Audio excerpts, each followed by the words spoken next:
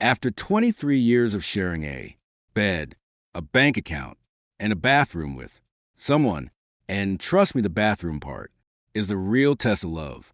You develop a sixth sense about them. You know when something is off. You feel it before you see it, like a smell in the air that doesn't belong. That Tuesday, I felt it the moment I turned into our street. I wasn't supposed to be home.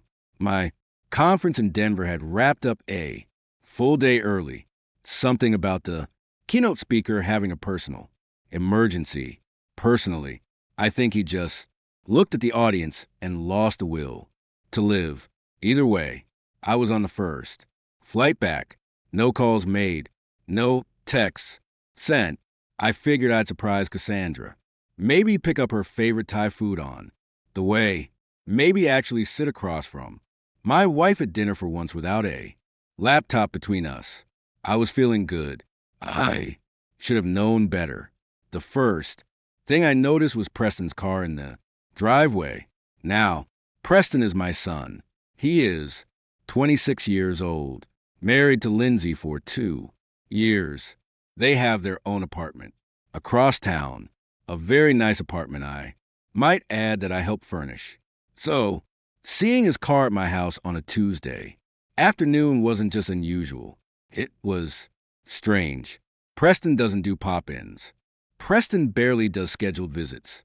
I sat in my car for a second and said out loud to nobody, "Warren, why is your son's car in your driveway on a Tuesday?" I had no answer for myself. So I grabbed my carry-on and walked to the front door.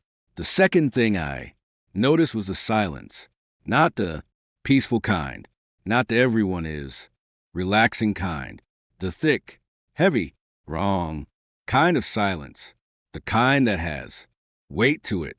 I pushed the door open and stepped inside. Preston and Lindsay were sitting in the living room, together on the couch. And here's the part that still makes my skin crawl when I think about it. They weren't watching TV. They weren't on their phones. They were just sitting like two people in a waiting room who had already accepted whatever news was coming. Preston looked up first, and I want you to pay very close attention to what I'm about to tell you, because this is the detail that changed everything for me. He wasn't surprised to see me. Think about that. Your father, who is supposed to be in Denver, walks through the front door a full day early, and you don't even flinch. No, wide eyes. No, Dad, what are you doing here? Nothing. Just a slow blink and a look that I can only describe as calculated. Lindsay smiled, and I'm telling you, that smile had no business being on anyone's face that afternoon. I said, "Preston, what's going on? Where's your mother?" He cleared his throat and said, "Dad, hey, we were actually just about to call you. Were you?" I said it flat, not a question. "Mom had an episode this morning." He said, "She's at Mercy General, but she's stable." So I didn't hear anything after Mercy General. I was back in my car in 11 seconds. I know because I counted. Something about shock does that to you. Makes your brain latch onto the most useless details while the important ones try to kill you. I called Kurt on the way. Curtis Barnes has been my best friend since 1987. The man has seen me through a divorce scare, 2 recessions, and the absolute catastrophe that was my attempt at growing a beard in 2009. If there's anyone on this earth who will tell me the truth without wrapping it in bubble wrap first, it's Kurt. He picked up on the second ring. "Warren, what's up, brother?" "Cassandra's in the hospital." I said, "Mercy General." I just got home, and Preston and Lindsay were sitting in my living room like two people who already knew the ending of a movie. Dead silence on his end. Then, "What do you mean? Like they already knew?" "Kurt." My son didn't even react when I walked through the door. I was supposed to be in Denver. Another pause. Then, very quietly, he said, Warren, I need you to stay calm. I am calm. I said, no, he said, you're driving. That's not the same thing. He wasn't wrong. Mercy General was 15 minutes from my house. I made it in 9. I will not be taking questions about that. Dr. Beverly Nash met me at the nurse's station. She was a composed woman, mid-50s, the kind of doctor who delivers hard news with steady eyes and a voice that doesn't wobble. I appreciated that. I needed steady right. Then she said, Mr. Trevor, I'm glad you're here. Your wife was brought in this morning by your son. She presented with severe disorientation, organ stress, and elevated toxicity markers in her blood work. I said, toxicity markers? She said, yes, we're running a full panel, but I want to be straightforward with you. The pattern we're seeing isn't consistent with a sudden illness. It suggests something that has been building. That word hit me like a closed fist. I gripped the edge of the nurse's station and said very carefully, Dr. Nash, are you telling me that something is being done to my wife? She held my gaze and said, I'm telling you that we need more answers, and I think you do, too. I went in to see Cassandra. And listen, I have seen my wife in every state imaginable. I've seen her laugh so hard she cried. I've seen her furious enough to make me genuinely reconsider my life choices. I've seen her exhausted, radiant, heartbroken, and everything in between. I was not prepared for what I saw in that room. She looked hollowed out, like someone had turned a dial inside her and slowly, quietly drained everything that made her Cassandra. The machines beeped, the Ford dripped, and my wife, the woman who once chased a contractor out of our kitchen with a wooden spoon for doing shoddy tile work, lay there looking impossibly small. I sat beside her and took her hand, and I made her a promise. I don't make promises lightly. Ask anyone who knows me. I told her, I'm here, and I'm not leaving until I know exactly what happened to you. I walked back out to the waiting area. Preston and Lindsay had arrived. Of course they had. Preston stood up and said, Dad, we should talk. There's a lot you don't. I held up one hand, just one, and something in my face must have communicated exactly where we stood because he stopped mid-sentence. I said, not yet. Then I walked to the corner of that waiting room, pulled out my phone, and started doing the one thing they never saw coming. I started locking every single account they had access to, every single one. And when the notifications started hitting their phones, because I knew they would, I watched Lindsay's face first. That smile she'd been carrying all afternoon, it evaporated just like that. Now we were having conversation. And that right, there was the moment I realized whatever was happening to my wife, I had just kicked the hornet's nest. The question was, how many hornets were inside? If you've made it this far, do us one quick favor. Subscribe. A lot of people watch without ever doing it, but it costs you nothing and means everything to us. Thank you genuinely. Let me tell you something about denial. Denial is comfortable. Denial is warm. Denial will pour you a cup of coffee, sit across from you, and tell you that everything is fine, that you're overreacting, that you're paranoid that the people you love are incapable of the things your gut is screaming at you about. I had lived in denial for probably longer than I care to admit, but sitting in that hospital parking lot at 9:43 at night with my wife hooked up to machines 30 feet above me and my son's eyes burned into my memory. I evicted denial permanently, changed the locks and everything. And I called Kurt. He picked up before it even finished the first ring. Talk to me, he said. She looks terrible. Kurt, I said, and my voice did something embarrassing on that last word that I will not be elaborating on. The doctor used the word toxicity, said it's been building, not a sudden thing, something gradual. I heard him exhale slowly. Then, Warren, gradual means deliberate. I know what it means, I said, and Preston and Lindsay were in the house. They're in the waiting room. Right now, silence. Then Kurt said something I will never forget as long as I live. He said, Brother, you need to think very carefully about who had access to Cassandra's food, her drinks, her medication every day over the last few months. You need to think about who was around. And that's when it hit me. 4 months ago, Cassandra had twisted her ankle coming down the stairs.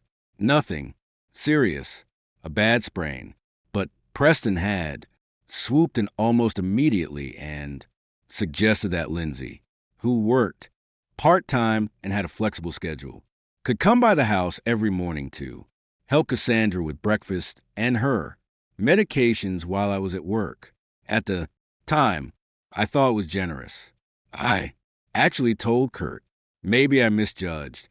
That boy, I want to go back in time and slap myself. I went back inside.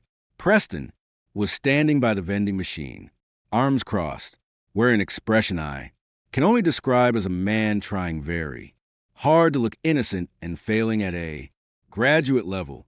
Lindsay was seated, phone face down on her lap. Now, and I need you to understand the significance of this. Lindsay is never without her phone. That woman is physically attached to that device. He once what's his hair? Scroll through it during a Thanksgiving prayer.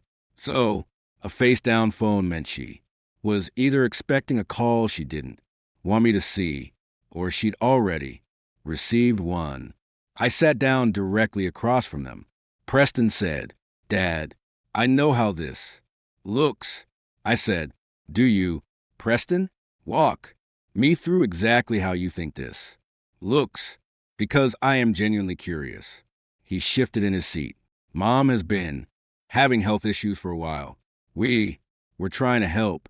Lindsay was coming by every morning, making sure she ate, took her vitamins. Her vitamins? I repeated, yes, which vitamins? He blinked. What? I said, which vitamins? She takes 3 different supplements. Which ones was Lindsay giving her? He looked at Lindsay. Lindsay looked at her lap, and that right there, that 3-second exchange told me everything I needed to know. I stood up and said, I'm going to need both of you to go home. Preston, I said his name once, quietly, the way my own father used to say mine when I was about to do something I could not take back. Go home, not even close. I sat in that waiting room with a cup of terrible hospital coffee, and I did what any reasonable man who suspects his son and daughter-in-law of poisoning his wife would do. I started digging. I pulled up every bank statement from the last 6 months. And listen, I am not a forensic accountant.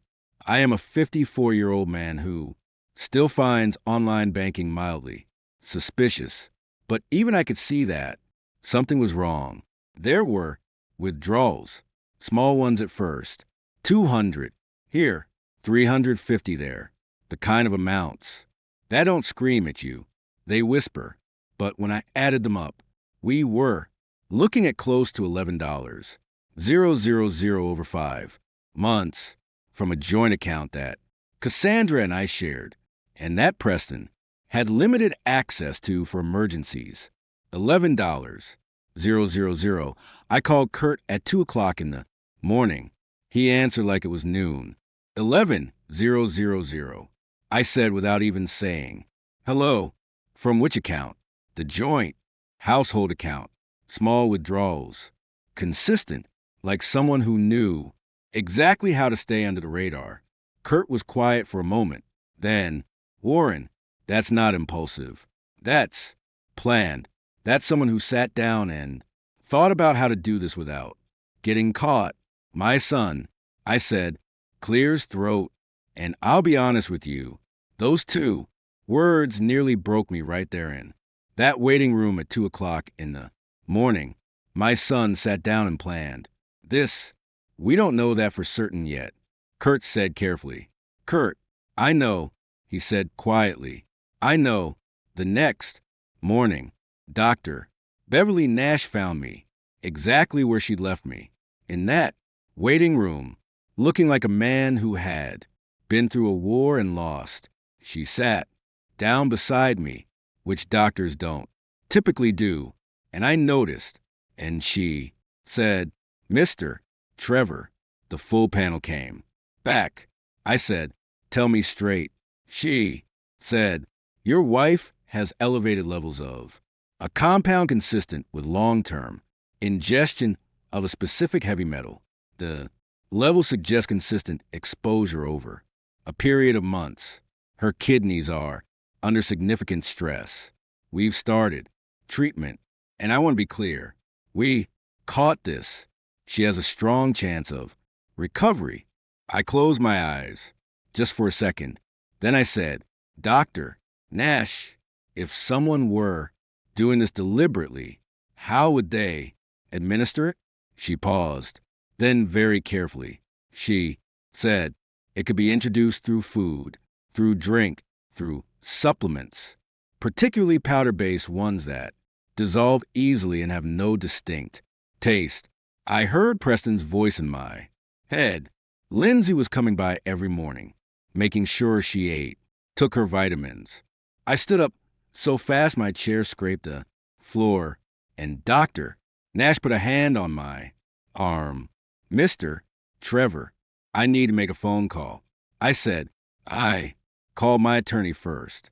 Then I called the bank and had every remaining account locked, restructured, and password protected with codes that only I and my attorney had access to. I removed Preston's emergency access. I removed the automatic transfers. I removed everything within 20 minutes. My phone started ringing. Preston, 4 times. Lindsay, twice. Then a text from Preston that said, Dad, what did you do? Why can't I access anything? Call me back right now. Right now. Caps and everything. I stared at that message for a long time. This was a young man who, as recently as Christmas, had hugged me at the door and told me I was the best father he could have asked for. I had believed him. I had beamed with pride over that. I may have even told Kurt about it. I typed back one sentence. You should have thought about that before you touched my wife. I put my phone in my pocket, and then I walked back upstairs to sit with Cassandra, because she was the only thing that mattered. She was going to wake up. Dr. Nash said so, and when she did, I was going to be the first face she saw.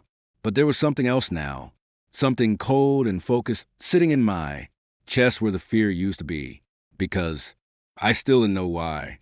$11,000, and a poisoned wife don't happen without a reason. People don't do something this calculated, this patient, without a destination in mind. I needed to find out where they were trying to go. I called Kurt one more time that evening. He answered immediately. How's she doing? Stable. Getting treatment.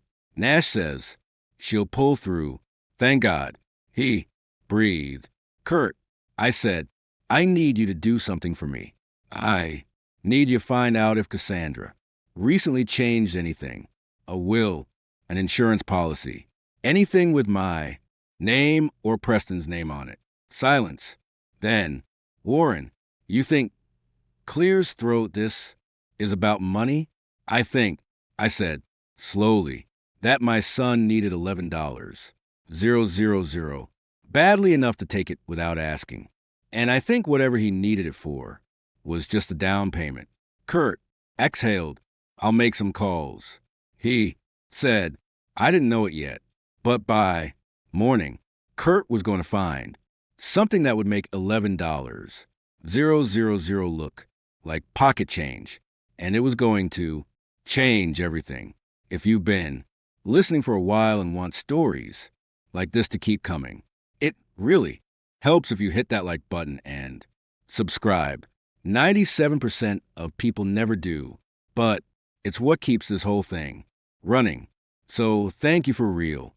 Revenge is a dish best served cold, but I prefer mine served at exactly the right temperature, warm enough to sting, precise enough to scar, and delivered with a smile that they'll spend the rest of their lives try and forget. Let me tell you something about the truth. The truth doesn't always arrive dramatically. It doesn't always kick the door down, flip the table, and announce itself with thunder and lightning. Sometimes, and this is the part that really gets you, sometimes the truth slides in quietly through a phone call on an otherwise unremarkable Thursday morning while you're drinking bad hospital coffee and watching the sun come up through a waiting room window. That's how mine arrived. Kurt called at 7:14 in the morning. I know the exact time because I was staring at the clock, willing the minutes to move faster so I could go back in and check on Cassandra. He didn't say hello. He just said, "Warren, you need to brace yourself." I set down my coffee and said, "Tell me." 6 weeks before Cassandra ended up in that ICU she had visited in the state, attorney, alone, without telling me, which, knowing Cassandra, meant she was planning a surprise of some kind. Cassandra was a planner. Birthdays, anniversaries, Christmas. The woman could orchestrate a military operation around a dinner party.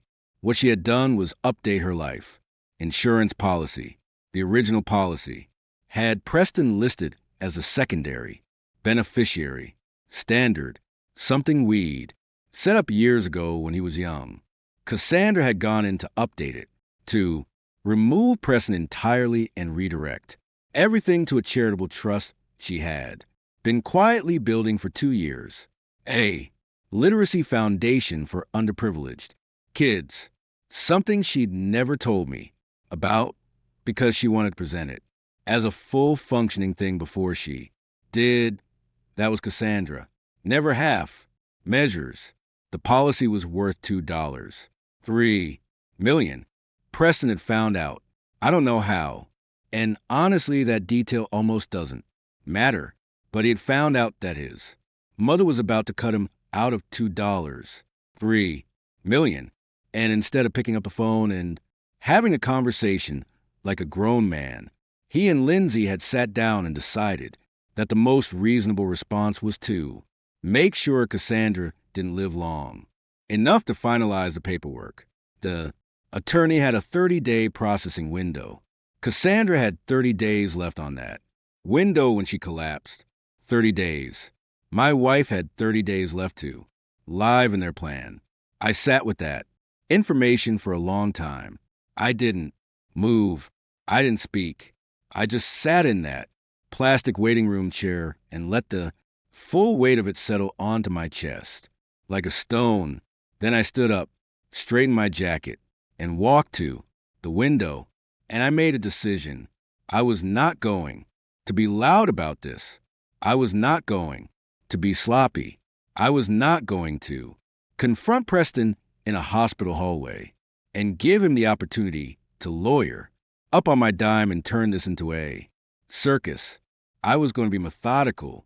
I called my attorney, a sharp, no-nonsense woman named Margaret Holloway, who had been practicing law for 30 years and had the energy of someone who genuinely enjoyed watching people face consequences.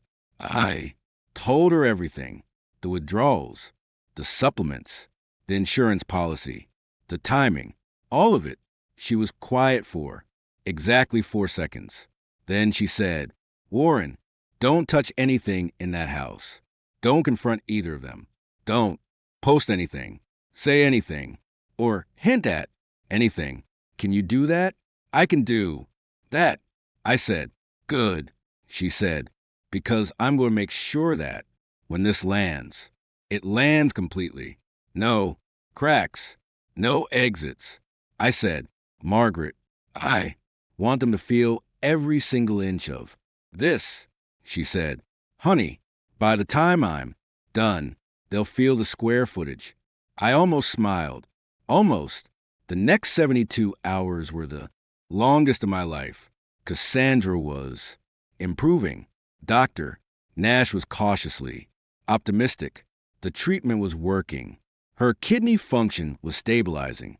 And on the second day, she opened her eyes and looked at me and said in the most exhausted, gravelly version of her voice, Warren, you look terrible.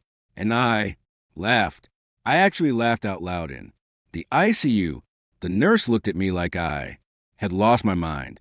Maybe I had, but hearing Cassandra's sarcasm, that specific brand of loving, devastating sarcasm that I had taken for granted for 23 years, felt like someone had reached into my chest and restarted something. I leaned forward and said, You're in the ICU and you're critiquing my appearance, she said, very weakly but very distinctly. Someone has to. I held her hand and I did not let go for a very long time. I didn't tell her everything yet. She needed to heal first. The full truth could wait, but I told her she was safe. I told her I knew what had happened, and I told her that everything was being handled. She looked at me for a long moment with those sharp eyes of hers, the ones that had always seen straight through me, and she said, It was Preston, wasn't it? Not a question. A statement. I didn't answer. I just held her hand tighter. She closed her eyes and said quietly, I always knew that boy had my worst qualities and none of my best ones. Even half conscious in a hospital bed, Cassandra Trevor was the most formidable woman I had ever known. On day 4, Margaret called me with news that rearranged my entire face. Kurt, God bless that man, had quietly obtained surveillance footage from a pharmacy 2 towns over. Preston had purchased a specific supplement brand on 3 separate occasions over 4 months, always paying cash, always alone, except once, the third visit, when the pharmacy's exterior camera caught Lindsay waiting in the car. The supplement contained trace amounts of a compound that in large enough doses, administered consistently over time, produced exactly the toxicity profile Dr. Nash had found in Cassandra's blood. Work. Margaret also had the bank records. She had a digital trail of the withdrawals. She had the estate attorney confirming the timeline of the insurance update and Preston's subsequent inquiries, because Preston, in what I can only describe as a breathtaking act of audacity, had actually called the estate attorney's office posing as Cassandra's personal assistant to ask about the status of the policy changes. He had left a callback number, his own cell phone number. I will give you a moment to absorb that. My son, this man, who had planned a months-long poisoning campaign with the patience of a chess grandmaster, had called the estate attorney from his own personal cell phone. When Kurt told me, I stared at the wall for a full 10 seconds and then said, Kurt, did I raise a criminal mastermind or a complete idiot? Kurt said, Brother, the answer is somehow both. They came to the hospital on day 5, together, carrying flowers, and wearing the expressions of 2 people who had decided that a charm offensive was their best remaining strategy.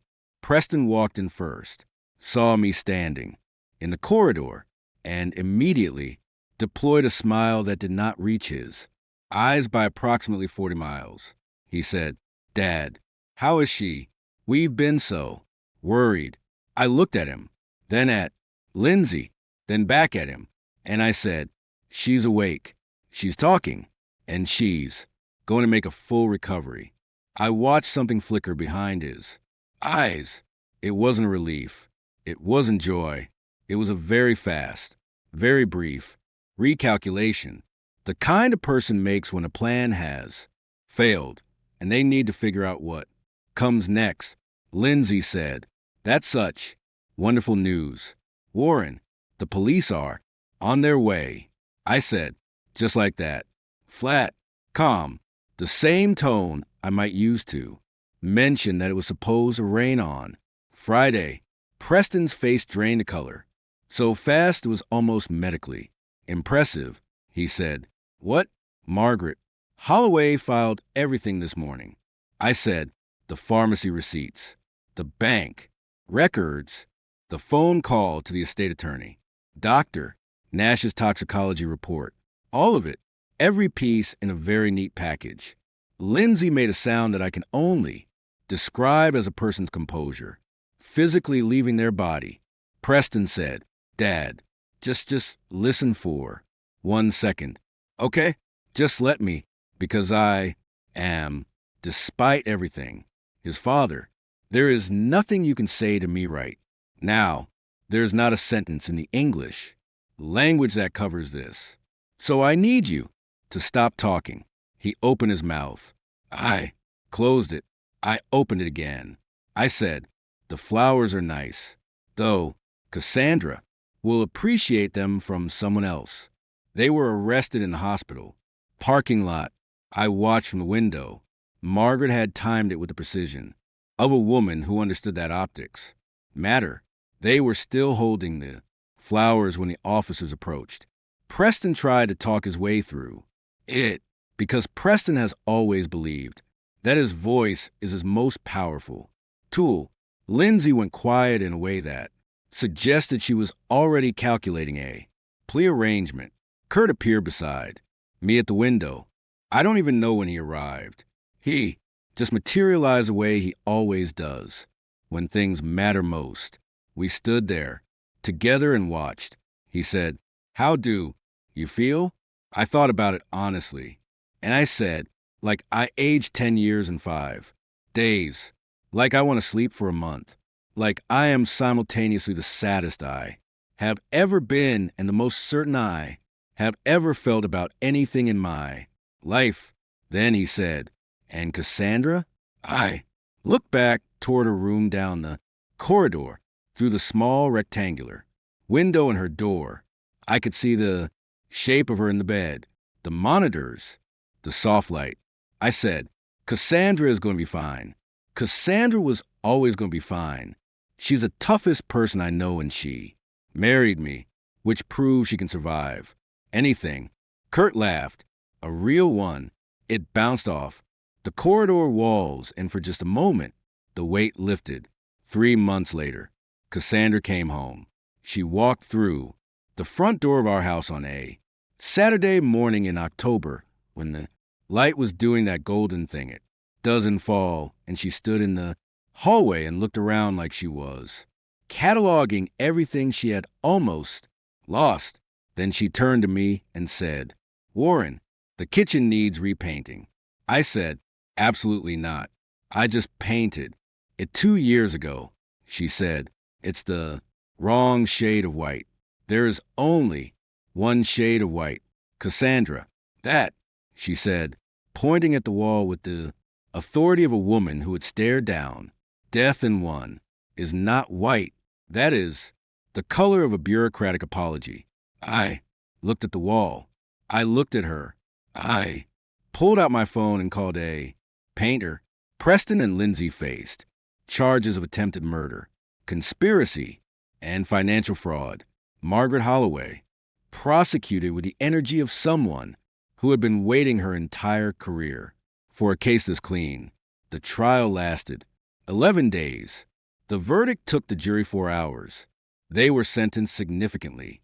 I won't give you the number because, frankly, whatever number I say won't feel like enough What I will tell you is that when the verdict was read, I was sitting in that courtroom next to Cassandra, who was holding my hand with a grip that could have been steel.